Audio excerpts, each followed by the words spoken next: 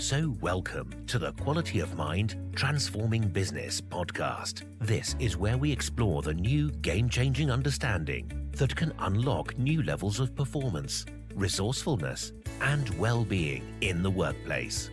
Join us if you want to be part of the new breed of leaders in business. Join us if you're fed up with the conventional echo chamber. And join us if you want to be part of the new revolution in understanding how the mind works and recognize that we are more than just our psychology and that can lead to better results. Hello and welcome to the Quality of Mind Transforming Business podcast series.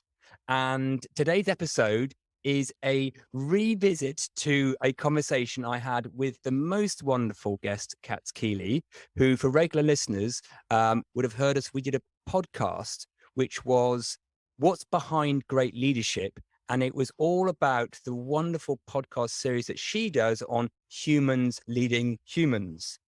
Now, if you did listen to that, at the very end, we made reference to something which we now want to do a part 2 on.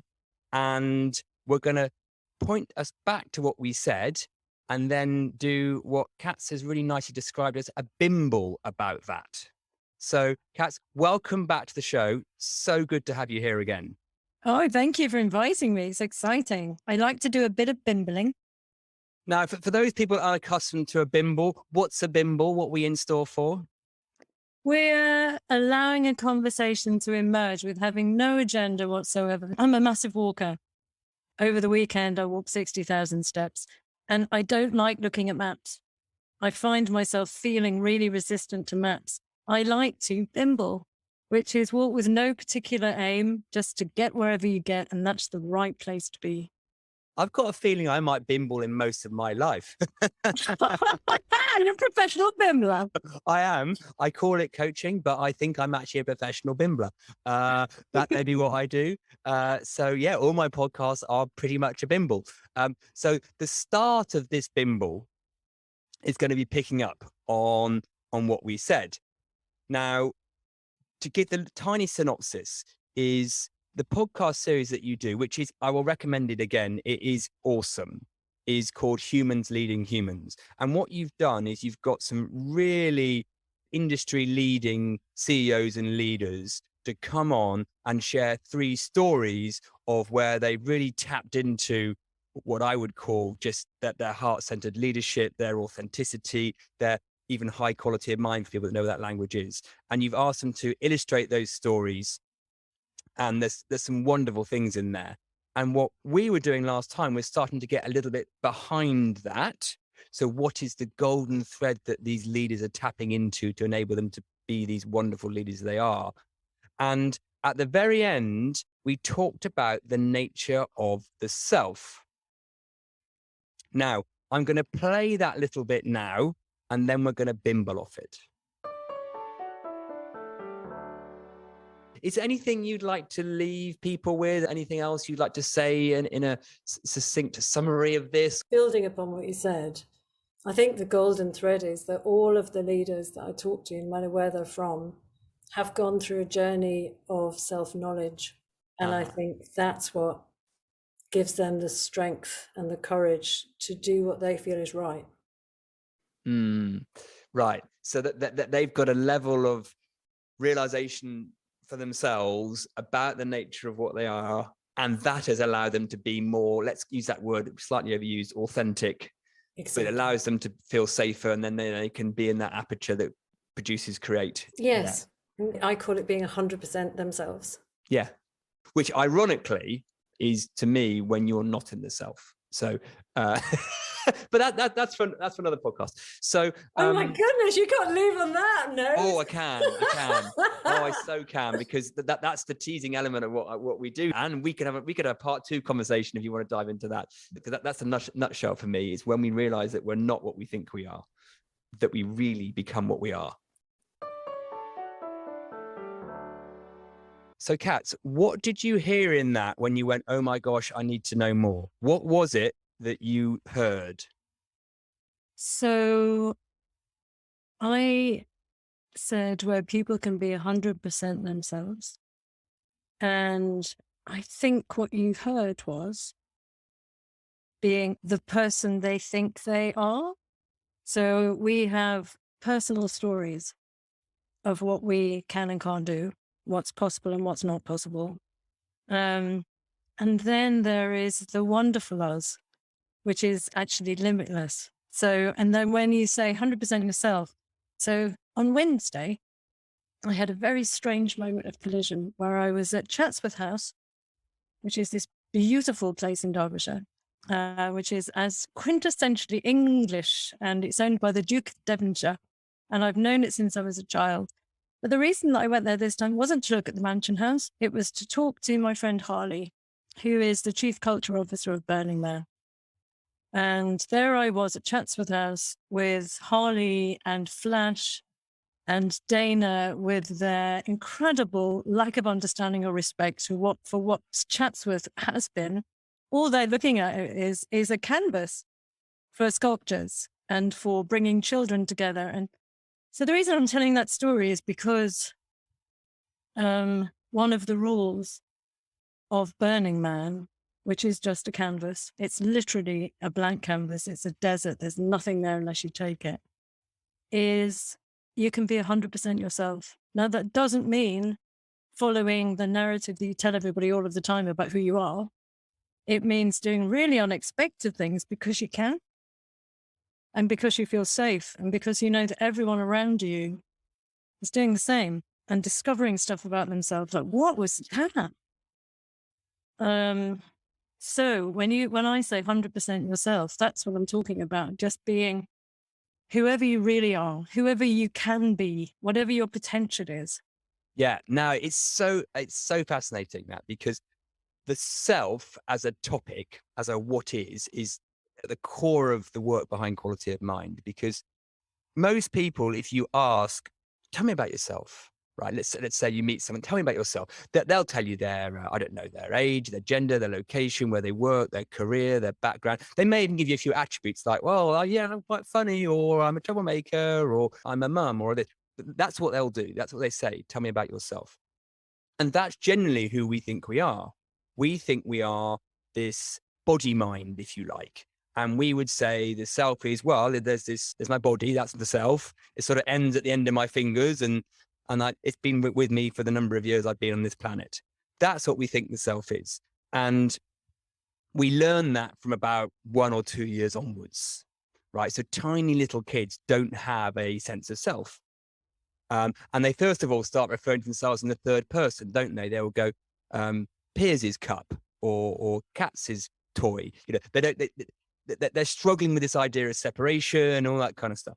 Now, what is really interesting, if we flip forward now, is when we are really in our most resourceful, whether that's in work or at home, in our hobbies, in our leisure, we would even say, I lost myself in that book. I lost myself cooking or dancing or singing, or in that, I just lost myself. I lost time. Oh, wow. Or you're with your friends and having a beautiful conversation.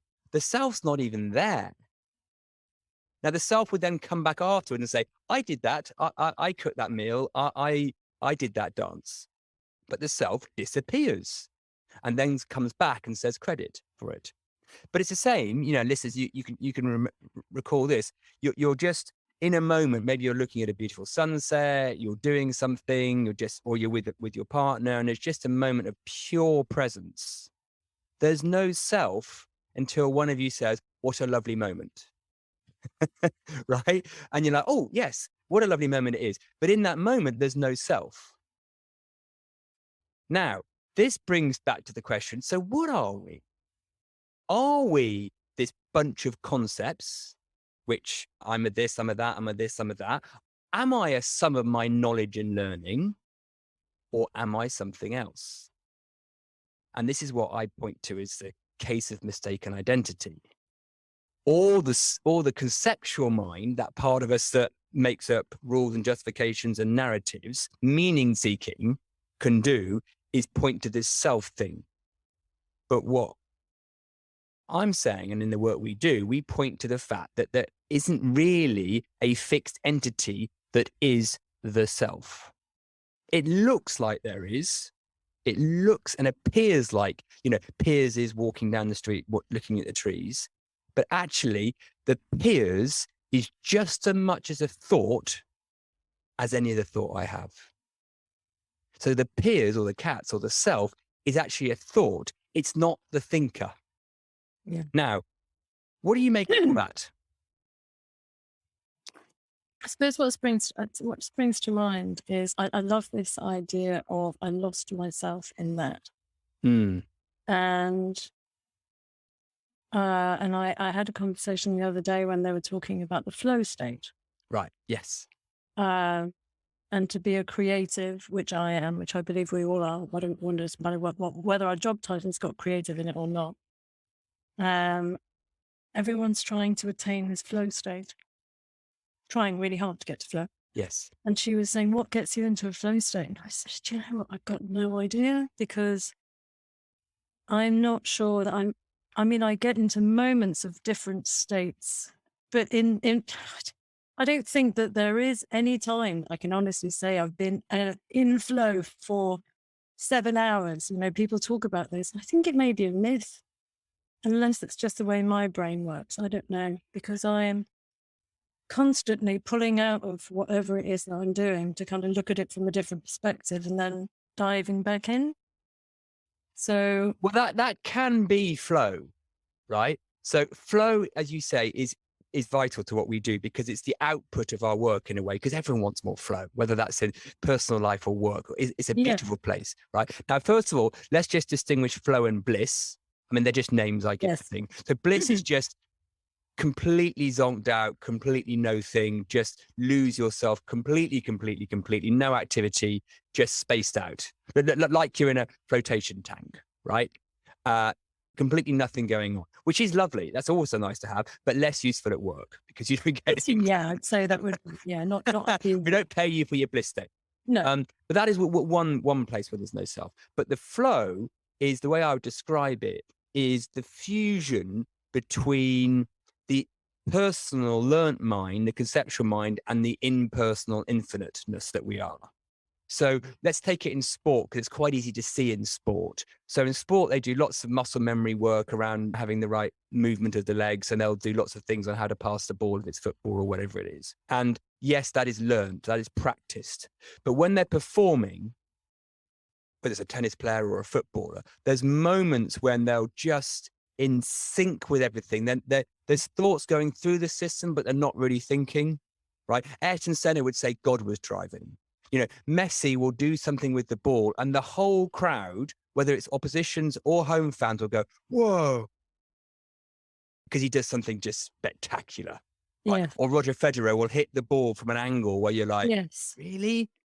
And they're just in that zone, in that moment. And there's something almost impersonal infused in their muscle memory and practice, which every human being watching that gets a hit off, which is why you get the, right? So that's it in sport. It's a fusion of the two. And in work, it's the same. So in work, it might be that sometimes in the work that you do, when you're being creative, you have to step back to go, hang on a minute, what are we doing here?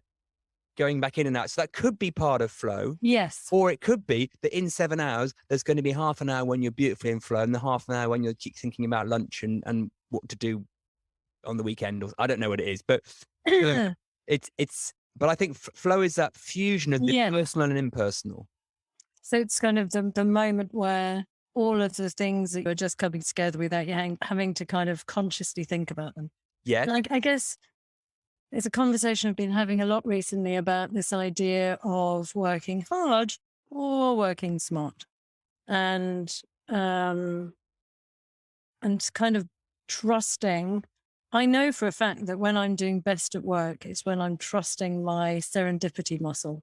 Yes. When, it's like, I don't 100%, I'm not consciously thinking about exactly why this is working or going to work, but I know it will. Yeah. I totally know it will, so I'm going to do it. In those states, then I can achieve the impossible. Right. When and that, going back to the Create framework, is all about the environment in which you find yourself. If you're surrounded by people, or not all about, but I'm just thinking about various situations that have happened recently. If you're surrounded by people who trust and respect the fact that you can do that you don't have to rationalize every single thing and give data points for everything. And everyone kind of believes that something will happen. It will happen. The moment that you find yourself in an environment where the people around you, well, unless you're working on your own, of course, which is a different thing. If you're a writer, then that's a very different thing. If the people around you lose trust or start to feel uncomfortable or start to question your ability to be able to make those intuitive decisions, and that intuition is to do with your experience, of course, and you're not actually kind of referencing all of the experiences that led to that moment where you know that this is going to work, but you kind of know it is. It's infused. Yeah. Yeah. So if you're at that point where you think, I know that we can do this and we can make it happen and this is what we have to do. And people go, great, let's do it. And everyone's together in that moment. Everything sucks. Then you get to somewhere which is really fast and productive and efficient. Second that people start pulling away or questioning or Yes. feeling uncomfortable with that. But don't we have to ask questions? Don't we need to really look at the data points? It's like, well, okay. Yeah. So, yeah. Well, you see, I think what you're pointing to beautifully is in organizations, how much we don't respect flow and we don't respect what I call the impersonal mind. And instead, it's all about information over insight. Exactly right. Right. And that's where the self comes in. So let's bring this back to the self, because what the self does is it often is protecting and seeking. So let's say you're having a beautiful moment of flow in an organization and ideas coming out in the workshop. You're like, we're on this. And then someone, or maybe one or two people come in and go, yeah, but if we did that, wouldn't that happen? And then what about this? And what about that? And their kind of self comes in with all these kind of risk factors, right? And starts to squish what you're pointing to, which is just the emergence of some fusion of personal and impersonal. And they're in their self mind now, which is kind of dictating some things that need to happen or don't need to happen or whatever it is. Now, just to caveat this, I'm not saying when we're in flow, we become idiots and we start making huge risky decisions and all that kind of stuff, because within flow, there is common sense, Of course. and rational thinking as well. So it's not like you go, oh yeah, we're just going to make an elephant that flies and put it up in the sky in London or something. So, but what people don't, I think, have a calibration to until they do is when that, what I call the aperture has contracted back into the self, and they're constricting through their narratives and rules that to them look like, well, that's how it is, are getting in the way and constricting this emergence of new connectivity, new synthesis, emergence, an ability to be agile and adaptable, all the things organizations need that you work with them on left, right, and center, right? And the humanness as well. And they can't tell when they've contracted, because that contracted is normal to them. Yeah.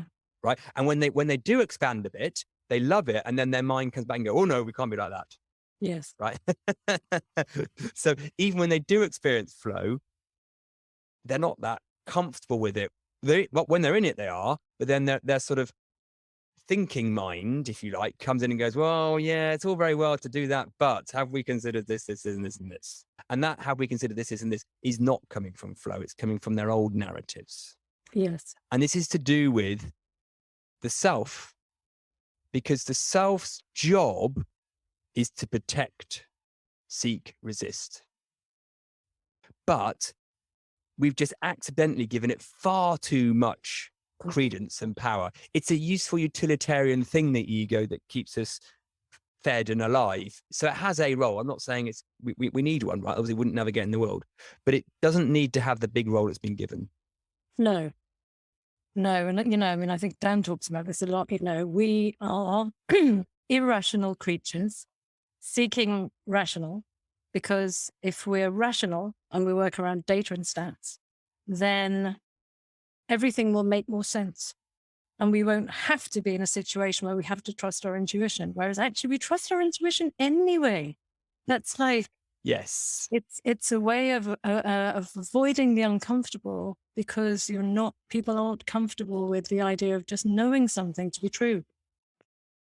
Well, Knowing something to be true, and you don't have to go through every single experience you've had over the last 20 years to be able to come back to that person and say, I know it's true. It's an instinctive thing because it's all of the memories that you've had over all of the experiences that are actually speaking to you. But then as soon as people want to stop and start kind of really drilling into the why of that and getting into the minutiae and the statistics and the data, which, by the way, is how most organizations are set up. Let's just look at the data. But let's figure out what we want to do with the data. And let's think about how people's brains react to the data. There's a really interesting thought, piece of research that's been done around storytelling,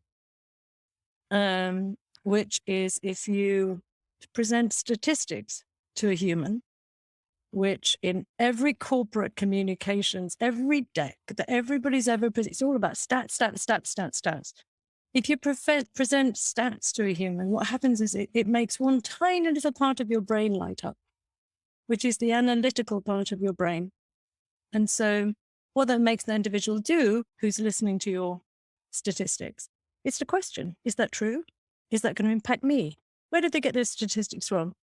That's what the analytical part of your brain does. And then there's stories. So you can take exactly those same statistics, data, in a story, surround them by emotion and memory and texture. And it makes lots of different bits of your brain light up. So actually you project a thing and you see that could be a real thing. And so, yeah, I think the sort of our obsession with rational and sensible and proof is kind of absurd, apart from anything else. The fact that the truth of the situation, which we all know, this is basic stuff, that people don't make decisions based on that data anyway. They make decisions based upon the way they feel. Right. And this is where it's so important that when we say the word we, people, we need to know what we're talking about. When we say, oh, people, who are this we, right? Which self are we talking about? Yes. Right? Now, because you're spot on, right? The self that wants information and the answer to the questions and all the facts and figures. There is a piece of programming that we seem to have, particularly in our Western world in the last 200-300 years, that likes that. So we feed it. Now, that is not what we truly are. This is the big thing that people, it's a mind combobulation when you say it to people sometimes, is that what we think we are, we aren't, right? That is just our programming, the conceptual mind that's always seeking to categorize, to understand, to justify. It's seeking in the world of concepts. It's not what we truly are, yet we keep feeding it. So if you keep feeding it, it's going to keep wanting it. Yeah. Now, if instead we can go, because this is what you're talking to about with the storytelling versus the facts. How come some people can just come alive when you tell them a story and actually they don't follow the data when they make decisions? I mean, there's a famous book Malcolm Gladwell did about dating, and people have all these checklists of who they want to be, but actually the people they end up with are totally different. So this programming, although it looks like it's us, isn't us. Now, if we can start to see that at one level, nature is living us. There's not a self that's doing the decision making in the way that we think it is. It's not a Katz or a Pierce. Nature is living us. And yes, we have programming because you can see it because we're all slightly different, right? There's no programmer. We aren't the programmer, right? There's programming, but there's no programmer. There's thinking we have, but there's no thinker. So what you then start to see is that most of our thought overlay, if you want to call it that we put over basic perception and sensation is an activity of consciousness that what I would call the self, is a conceptualization, trying to find meaning and justification and narrative. But it's not that useful. In most of the times we use it, it's not that useful, right? Because it just makes up rubbish. I mean, here's a classic one. And one of my kind of associates said this, or a friend of mine in the same area. He came up with this beautiful just way of saying it. It just tickled me. And he's American, so I'll put it in the American way, vernacular. He said that same mind that says we should eat a whole pack of potato chips, 2 minutes later says, what did you do that for? Right? Exactly Now, right. is this the mind we're asking to trust with all these very important decisions about life? Is that the same mind that doesn't know whether it wants a pack of crisps or not? Yeah. Right? And that's the one that we are trying to make control and boss us around? No. Nature is living us. We are part of nature, right? Yeah. It comes through the self. So when I do something amazing or when I do something useless, yes, they've come through Piers, right? The bodysuit that is Piers, right? The avatar that looks like Piers, but it's not me, right? There's something living me. Now, one of the things that it makes it look like is it makes it look like there's an app on the system that is the boss of all the other apps that is Piers. But that idea of Piers is just as much as a thought as any other thought I have, whether I like broccoli or not. That's a thought. Do I like broccoli? Do I not? That's a thought. Yes. I'm a Piers. That's a thought. But what we accidentally, invisibly do, innocently do, is think, oh, there's a Piers here that needs to be creative, that needs to be loving, that needs to be clever, that needs to be not an idiot, right? So then we feed this self. And actually, going back to what we said at the beginning, with when we lose ourselves, that's when that creative emergence comes through. That's when those beautiful relational insights pop out. That's when we are okay with the ambiguity and whatever, and we can love. And all those things is when the self is actually out the way. Yeah. Yeah. I don't know what to say. It's that, it's absolutely true. And I suppose, I mean, we're talking about, school, the education system. Yes, that's where it starts. Yeah. Right from day one, and maybe not from day one, maybe from year 5, from when you're 5 years old, you're told what normal is, what you can and can't do, what right and wrong is. Everybody has to achieve, be ambitious. There's a whole set of, you have to fit in. What this self should be like. Yes. Yeah. Its characteristics, its attributes. Yes. Yeah. And there's this kind of deification of stability. When it's like, what? Why? What? Who is stable? How stable becomes something that's such an amazing thing? Sometimes doing something that's really different in a different way might be really cool for you as a human being. May not be stable. You may not be fitting in the rules of your personal stories. Well, I'll take that stable thought and add to it because it's such an interesting point. So what we've been taught to do is to seek the things that we really value, which will be peace of mind, fulfillment, a sense of something, right? That's what we're all after: happiness, well-being, peace of mind. That's what we want stability of, right? Most of us are seeking that. We're seeking stability of peace of mind, put it that way, right? And we've been taught to seek that in something that is fundamentally unstable, as in our psychology. Our psychology, which creates our internal world and external world, is fundamentally unstable. But by its nature, right, it's an ever-changing thing, our psychology, right?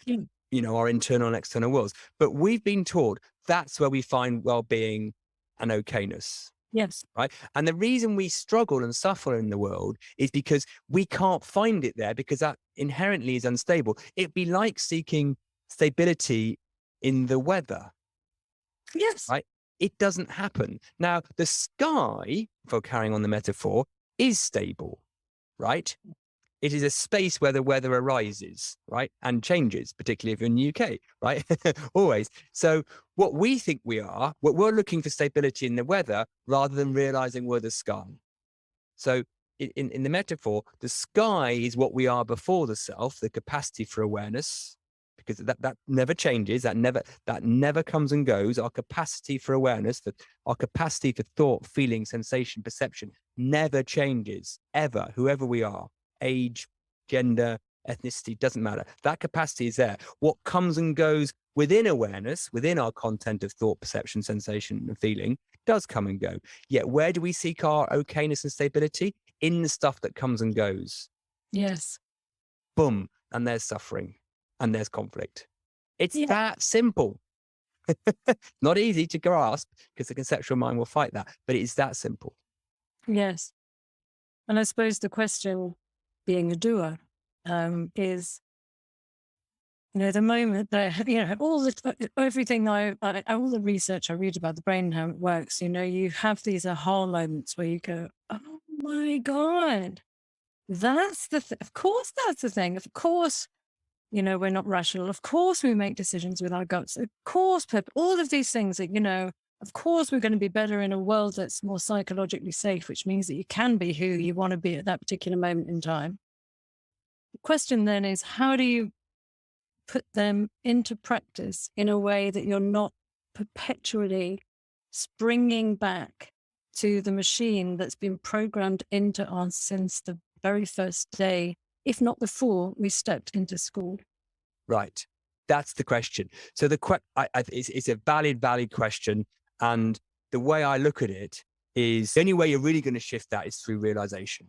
Because when people see this for themselves, what I'm sort of trying to point to, when they see this at not an intellectual level. Intellectual level gets you nowhere because it's just the self go, I understand that now. Yes, quite well. What does it? Yeah. That does nothing, right? Yeah.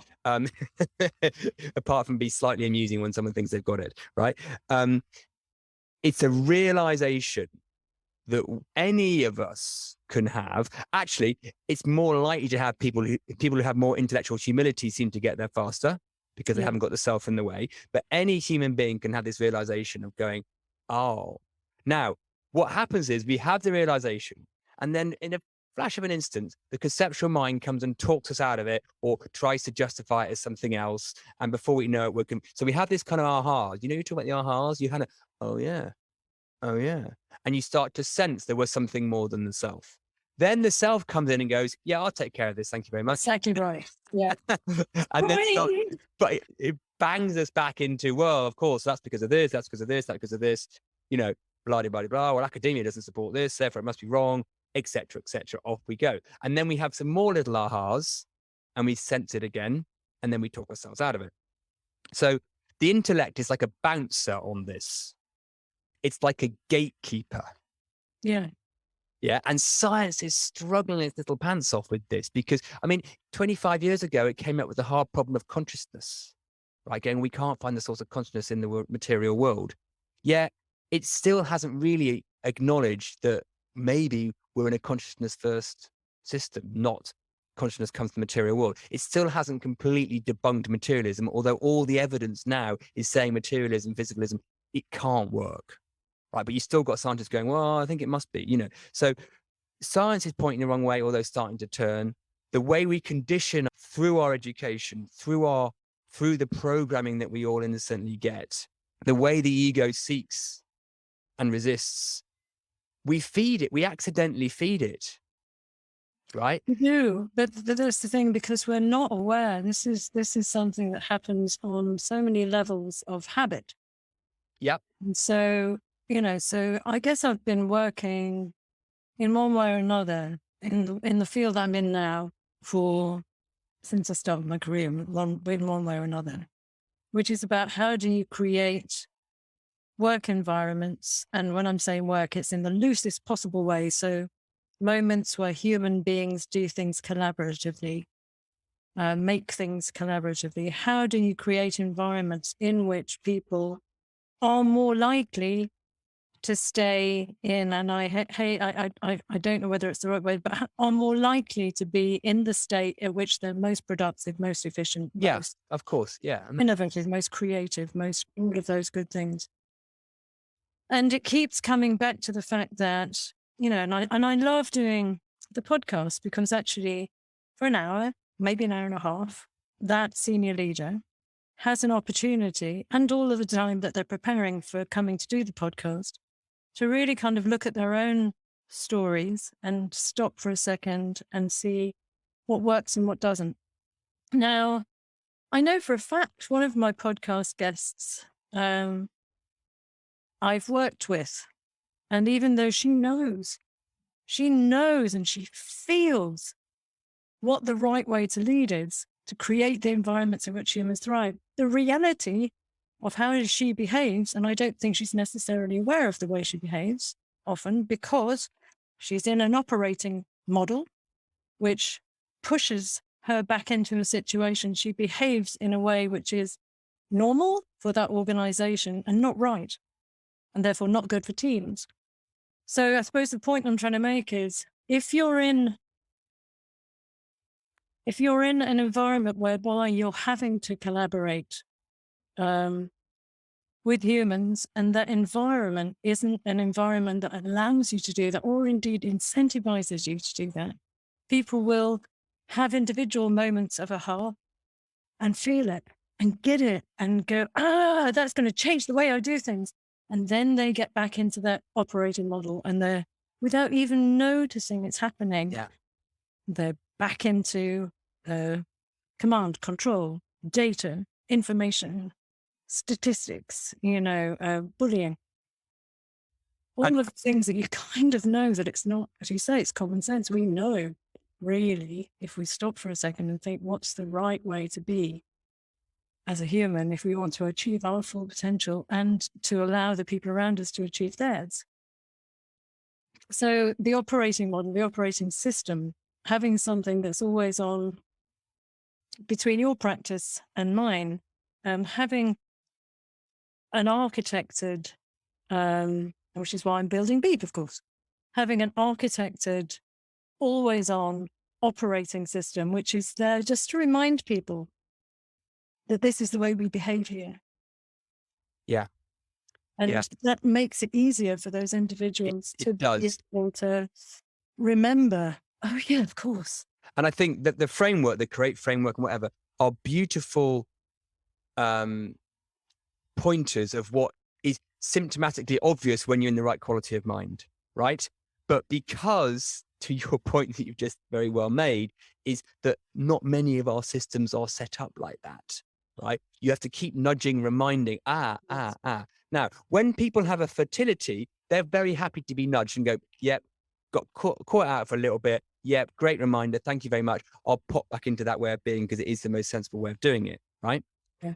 So I think the frameworks are very, very helpful when people have had the core realizations because they just help nudge them back. But where they'll be less valuable, I imagine, is where someone's still stuck in their very self-aperture, and really that they may pay lip service to the framework, or they may try and resist it or whatever. Of course. It doesn't work. So to me, where I've gone in my work, so probably for 10 years, I was what I would call covertly trying to get people temporarily into a better state so they could have better thinking by doing tools and techniques, appreciative inquiries and serious play and all the facilitation techniques, right? Boom, boom, boom, boom. And yes, wow, great. And then they probably then would drift back into their contraction again. Which would just be, oh gosh, so sad to see kind of thing happening, right? You've been there, yeah. What I do now with quality of mind, and what we do is we try and start to get people to have their own meta ahas, realizations about the nature of the system. I mean, the human system first, consciousness, Yes. and then their organizational system. Yes. So that things that the Create framework points to are just like, yeah, of course. And occasionally they still need a little nudge. Of course they do, because we're going to get caught out. But starting with the soil and getting the soil really fertile, so things like Create can be a light touch rather than come in and try and reverse a system that's also kind of systemically flawed. So starting with the human being, because I think that's the place to start, and actually starting with this over-reliance on the self, this innocent, invisible, mistaken identity that we've got, that we are the self, and we're not. We are something bigger than that has an activity of consciousness. It's called the self. And when people have their meta ahas about that, then you start to see things change. Now, it works much quicker and easier in a small organization. So I've got a client, we know they've probably got 15, 20 people, and they've all had some of the ahas, and woo, they're sailing, right? Now, when you're working with a big org, you've got a long way to go. Yeah. But you've got to start somewhere, I guess. Yes. Well, unless you want to become a dinosaur. Yes, and and become extinct. Or, Because I always say you've got the choice. You can either be a talent magnet, where people will want to be with you and want to stay with you because they feel good and they can be themselves. So, the terminology, I know they can, they feel they're doing things where they're rewarded and respected, and that they're making a difference, because of course purpose is very, very, very important to human beings. Or you can, talent magnet. And by the way, people will leave you in their droves. And I do have, were we talking about this before we started recording, about this yes, madness that people have where, I say to them, that if you do this, you're disrespecting people because you're not hearing what they have to say. You're not really understanding how they feel about this.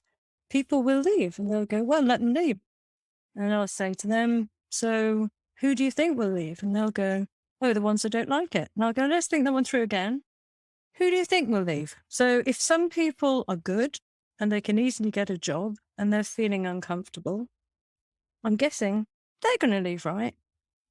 Well, yeah. Okay, so what you're saying is your best people are going to leave, leaving you, rather than with A stars, with Bs as your As, and everything. That will keep going on. What you end up with is the people you do not want in your organization. Yeah. Oh. So, yeah. Yeah. That way lies the dinosaur. And that way lies the dinosaur. And at one level, well, they go extinct and they need to go extinct. So, you kind of had a chance. And I also think, and this is just a personal view, of course, is that people that do sort of what you and I do in the area of consulting, coaching, helping organizations, it's very easy for us to get sucked into giving an organization what it wants, not what it needs, right? Because we've got to put bread on the table and that kind of stuff. And so to give the organization what is comfortable to the organization and just sort of nudges it along a little bit, rather than knowing what we know that will really serve them, even if it's not what they initially want. Because otherwise we're just perpetuating the problem. We're feeding the monster in a way. This is exactly why I try to spend a lot of time working with people to understand the current state. So we'll, as an example, say, what do you think is happening?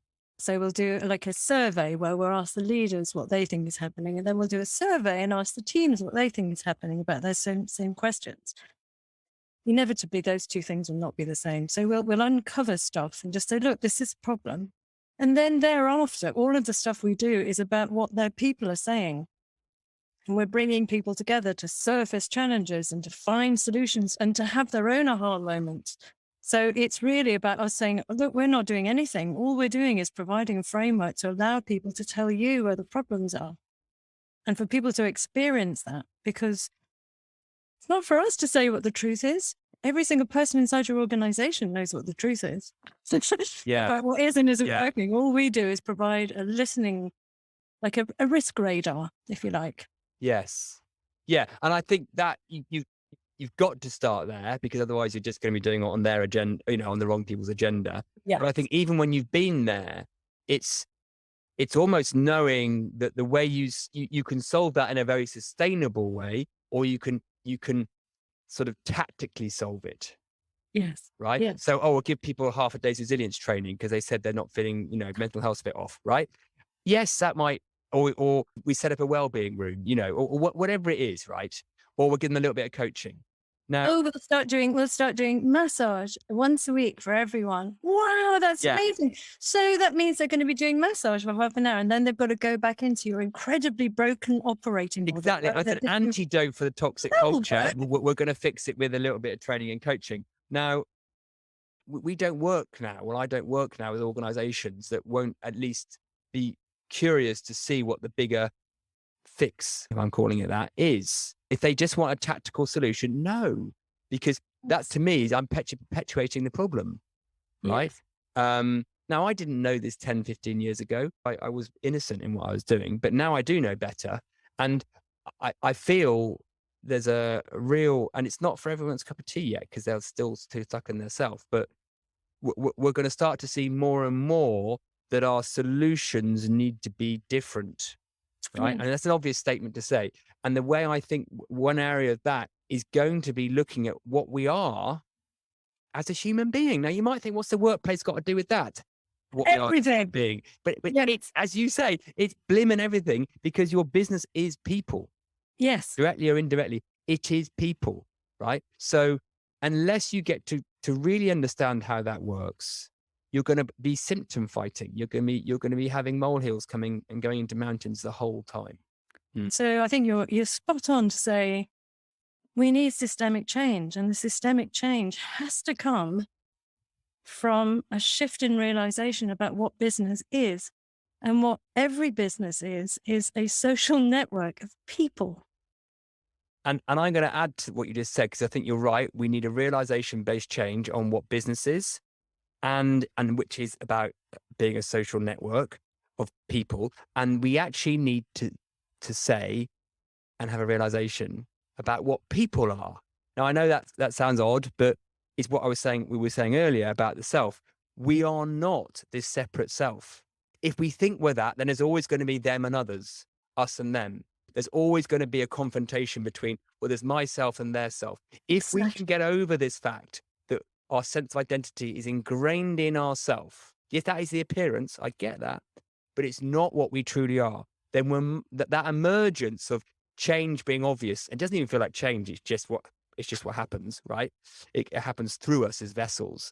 That's what we need to have the meta realizations about. That will then change business and organization, and that will then also have an impact on everything in society. So it might sound quite profound, but it's an eminently practical, and it's within everyone's gift to realize this. It really is. And I say it's not some sophisticated, highly developed. No, it's the opposite of that. When we can pull away the narrative of the self and just see this, just pause. And we did this in 3 days with people, doesn't take a lot. They can get a sense of this, and they're like, oh, wow, how come I didn't spot that before? And it's at the moment, the most powerful thing I know that will make a difference. So, and that's what you said earlier, something about common sense. Common sense. Have I told you this? You have those aha moments where you're trying to kind of make sense of your own world. Common sense. What a throwaway statement. But if you think about it within the context of, say, a global organization, or in fact, a smaller organization or a public sector organization, who cares? But one of these aggregations of humans, common is something that's shared between one or more people or groups. Shared.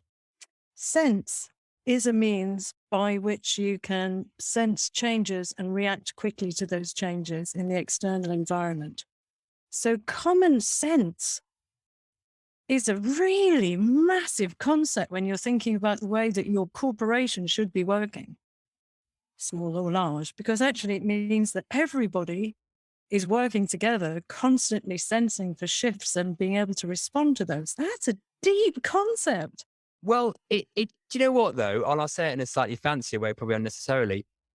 We are one consciousness, right? Yes. So of course there's blimmin' common sense, right? Because we are each other. We are the same, right? And before we were talking about that blend and fusion between the impersonal and the personal, right? Common sense is a synthesis of that, right? And it occurs to us through obviousness. It's just like, oh, yeah. And then someone else in the room is going, oh, yeah. Now, earlier that day, those two people did not have that aha and that common sense, right? And then they did, right? So common sense, you're right. It's a very ordinary word that's pointing to something fundamental about what we are. And I also think nature's living us, so no wonder we have it. And possibly the way that it's become so throwaway, it's common sense. It's because of our kind of deification of the importance of rational individual.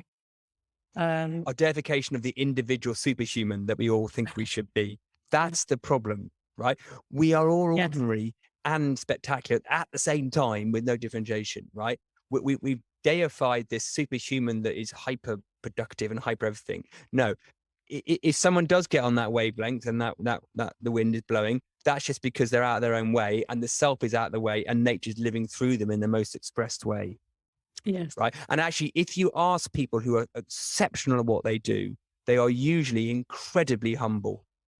And they will say things like, when they get interviewed after something, they don't really know what to say. They've just been brilliant. Right. But they feel the interviewer wants them to say something profound, like, oh, it's because of my training regime, or, you know, they actually don't really know how they did it.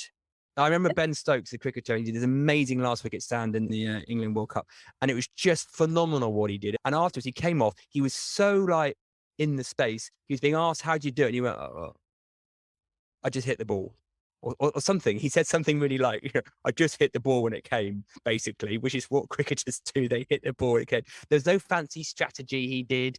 He just did it, and it was no Ben there. There was no Ben Stokes doing it. He was just in flow. He had time on the ball, off he went, right? That's it. He got out of his own way. He got out of his own way. And that's what I hear when I'm listening to Your Humans Leading Humans on there. They're talking about times when they just felt that impersonal come through them, right? That vibrated with the people they're working with. Some emergence came through, and whoosh, they're away, right? Then the self-mind owns that, conceptualizes it, narrative it, and does its thing with that. But that's okay. Wow. You strip that back, you're seeing the essence in all of the stories you're hearing. There's still the essence, the golden thread of that self getting out of the way. Exactly right. And that's it. This has been absolutely amazing, and I've completely gone over my time. I know. Thank you so much. Thank you so much. Thank you so much. Thank you. It's been beautiful. And Thank you for the invite, Piers. I've really all right, take care. Speak. Bye. If you enjoyed listening to this podcast and want to know more, check out our website at qualityofmind.biz. And also feel free to reach out and leave us a review or a comment. Until next time, have fun being curious.